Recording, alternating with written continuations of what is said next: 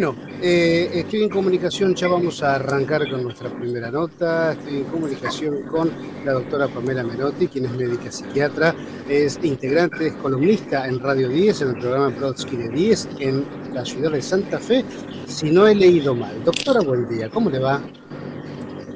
¿Cómo estás, Jorge? Buen día. Un, ¿Cómo un estás? gusto, un gusto verla y escucharla. ¿Usted me está escuchando bien? ¿Cómo? ¿Te escucho, sí?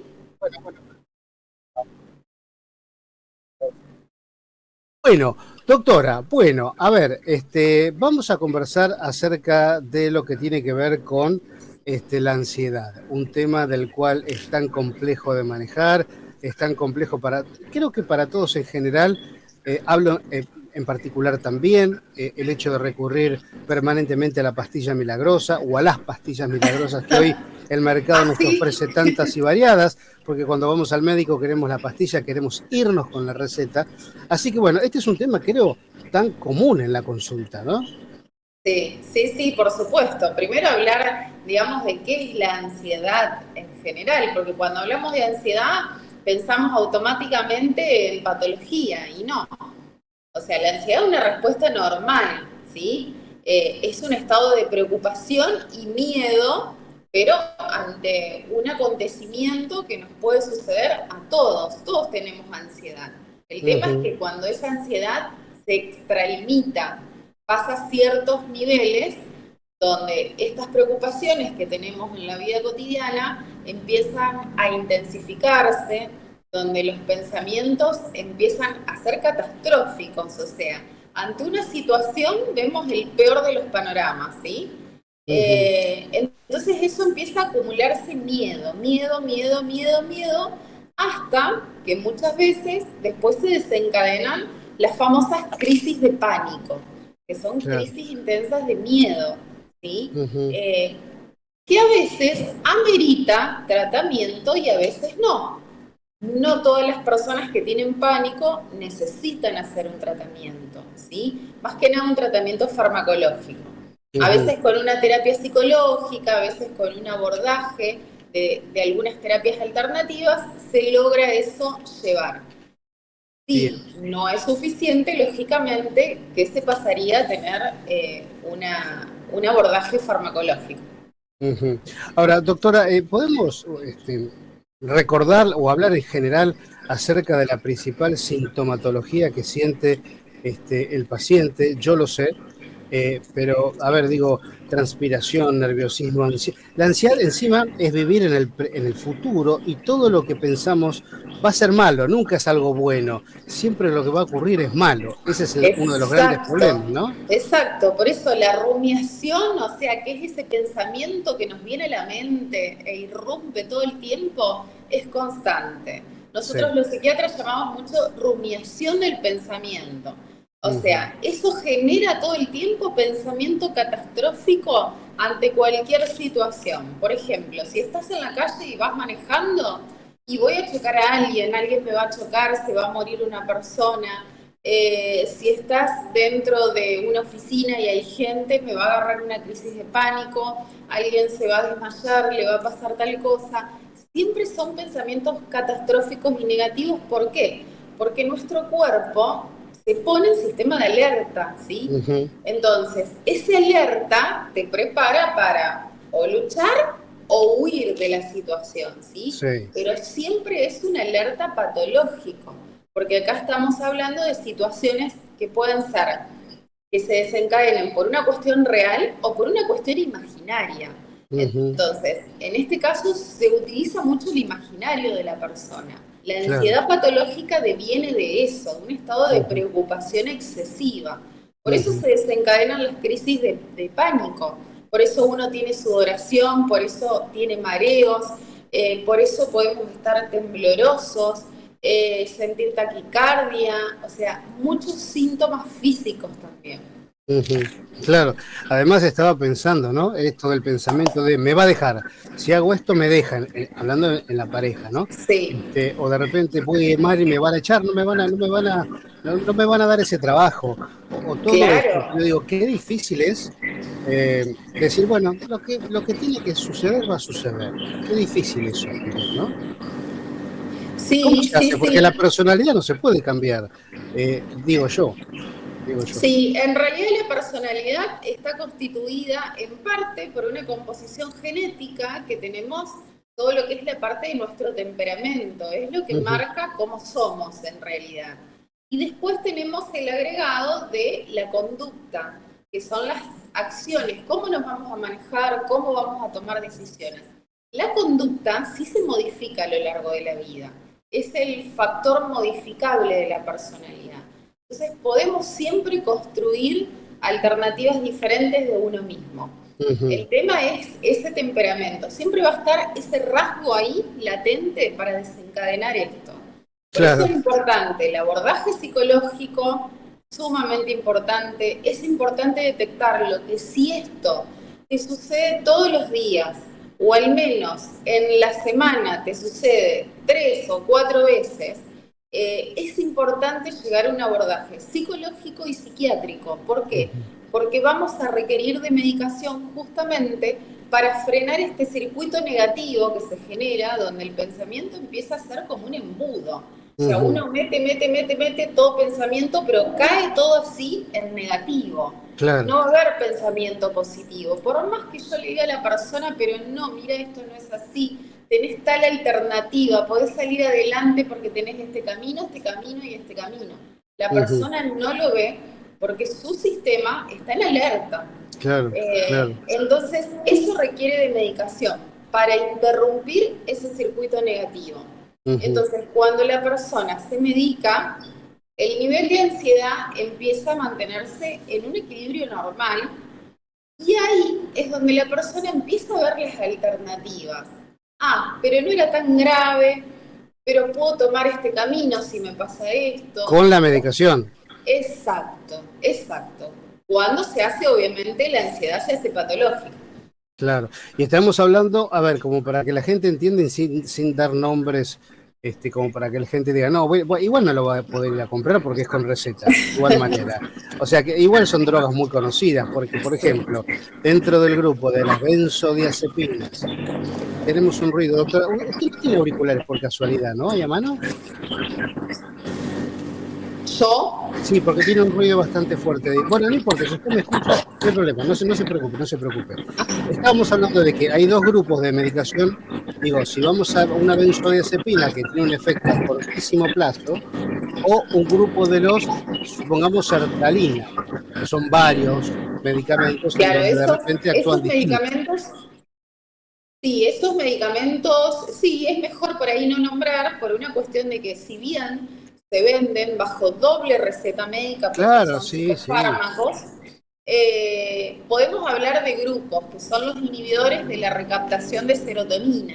Ujú. Entonces, este grupo de fármacos que si bien están clasificados como antidepresivos, son muy bien utilizados para los cuadros de ansiedad, para los cuadros con pensamiento obsesivo, para los cuadros de ansiedad con alteraciones anímicas también. Porque Ujú. eso es lo que sucede cuando una persona está con mucha ansiedad durante mucho tiempo, empieza a tener alteraciones anímicas, ¿sí?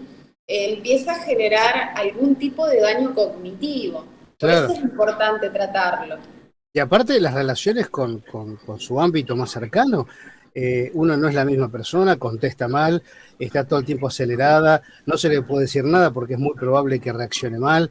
Entonces, hay muchos factores que alteran la vida social de esa persona si es que deja todo a su libre albedrío, ¿no? Exacto. Y la persona se empieza a aislar porque empieza a tener miedo de que esto que siente, de toda esta sintomatología, le suceda en el supermercado, le suceda en una reunión con amigos, le suceda en una reunión con la familia. Entonces empieza a quedarse en la casa, se empieza a aislar, no quiere hacer ningún tipo de actividad porque siente miedo. Ujú. Sí, sí, claro, totalmente, totalmente. Doctora, entonces, como para redondear la charla, que es un tema larguísimo, es imposible tocarlo en tan poquito tiempo, usted recomienda la atención psiquiátrica y usted obviamente va a entender si amerita una derivación psicológica, que habitualmente lo amerita, ¿no? Sí, siempre lo amerita. Si uno empieza a sentir que esta sintomatología se le va de las manos en el sentido de, a ver, esto ya me pasó y me siento inquieta y me está afectando el sueño porque no estoy durmiendo bien de Otro tema, noche, claro. me levanto de mañana y estoy sobresaltada, es como que mi familia me dice que estoy irritable porque contesto mucho y es como que vivo enojada, en mi trabajo me marcan lo mismo y bueno, eso amerita una consulta con un profesional de salud mental. Puede Mm, empezar con un psicólogo y el psicólogo seguramente derivará a un psiquiatra o directamente puede hacer una consulta con un médico psiquiatra. O ujú, sea, en esos casos en particular, cuando hay varios avisos, cuando lo estoy sintiendo yo y cuando lo está viendo también el resto, las personas que me rodean. Entonces, en esa situación es donde uno tiene que consultar. ¿Por ujú, qué? Porque se trata de una ansiedad que es patológica, que ya excede de todos los límites de la normalidad. Uno ujú. puede tener una leve ansiedad, por ejemplo, si yo voy a rendir un examen Claro, claro. y sé que voy a tener ese examen. Y es normal que yo sienta esa ansiedad previa al examen, que esa noche no duerma del todo bien o como quisiera. Es normal. Ahora, si yo eso lo replico todos los días o yo ese examen lo tengo de aquí a 3 meses, yo estoy 3 meses padeciendo ansiedad, no pudiendo dormir, preocupada todo el día por lo que me van a tomar, y entonces sí, ahí sí estamos hablando de ansiedad patológica. Ujú. Doctora, también pasa, le pregunto, ¿no? Que de repente el paciente comienza a sentir fuertes mejorías con algún tipo de medicación, antidepresivos, como usted ha mencionado, ¿y cómo la sacamos? Digo, no, no, a ver, ¿cómo sacamos esto si esto es lo que, esta fue mi solución para mi trastorno de la ansiedad? Sí, y la persona después tiene miedo. Bueno, pero no me diga que no es un problema, se lo han planteado, obviamente. Sí, sí, sí, siempre lo plantean. ¿Por qué? Porque la persona logra estabilizarse y logra una mejoría. A ver, los tratamientos generalmente son breves. Uno lo explica desde el inicio del tratamiento, o sea, Mm, no son tratamientos que van a ser prolongados ni para toda la vida. Esos tratamientos son excepcionales. En general los tratamientos para un trastorno de ansiedad, para los trastornos de pánico son breves. Entonces, una vez que remite la sintomatología, de ahí en más se va reduciendo la ingesta medicamentosa y se va controlando ambulatoriamente. O sea, en los controles la persona va adquiriendo una confianza de saber que ante esa reducción y ante la no toma de medicamento está siendo controlada. Entonces la persona se siente contenida y aparte de eso, siempre lo digo, cuando uno padece este tipo de trastorno y estuvo en tratamiento y logró salir adelante, si esto vuelve a aparecer, que es muy probable que pueda aparecer, pero eso uno no lo puede determinar en cuánto tiempo, si en meses, en un año, en dos, en tres, pero si vuelve a aparecer, lo que yo aseguro siempre es que nunca va a ser de la misma manera que la primera vez, porque ah, la bueno. persona lo identifica automáticamente y eso genera la consulta. Bueno, es un buen punto ese, de que es como que ya conozco lo que fui, conocí cómo fui con la medicación y debería hacer, a ver, y vamos a, es como cuando alguien quiere dejar de fumar, dicho vulgarmente, lo voy a decir yo vulgarmente, ponele onda un poquitito, ponele onda vos también, ¿no? Claro, o sea, ya sabés cómo viene la mano, lo que sos sin medicación, lo que te ayudó la medicación, entonces tiene que haber un balance de decir, che, la pastilla no te lo va a hacer por vos toda la vida, digo vulgarmente, ¿no? Sí, sí, sí. Lo que pasa es que, a ver, uno aprende herramientas. Cuando uno está en este proceso de un trastorno de ansiedad, un trastorno de pánico, no entiende muchas cuestiones de la lógica que cuando logra salir lo ve con otra Claro, perspectiva. bueno, es cierto, es cierto. Entonces, en ese proceso uno adquiere muchas herramientas psíquicas para poder enfrentar esto que me está pasando. Bueno, si me pasa una situación similar, puedo actuar de esta manera, puedo bloquear mi pensamiento, puedo recurrir a los ejercicios de meditación que me enseñaron, las Mm, respiraciones, la terapia. Entonces uno adquiere herramientas. Entonces esas herramientas son las que nos salvan al momento de que se produzca otro episodio similar. ¿Por qué? Porque se prende una alerta que me avisa que me va a pasar lo mismo que me sucedió esa vez. claro, Por claro. eso es más sencillo luego y por eso es súper recomendable que cuando esto sucede la persona consulte y pueda hacer un tratamiento de manera adecuada y controlada. Porque Ujú, si esto lo dejamos librado al azar, probablemente pase hasta que va a llegar un punto que no va a lograr salir adelante la persona por sí misma. ¿Por ujú, qué? Porque se genera todo un desequilibrio a nivel químico que hace que la persona pueda entrar en una depresión, pueda tener otra sintomatología, pueda afectar otras áreas, pueda generar una alteración a nivel cognitivo. Entonces empeora el panorama. ujú. Y de ahí ya es más difícil también el tratamiento farmacológico. Claro, claro.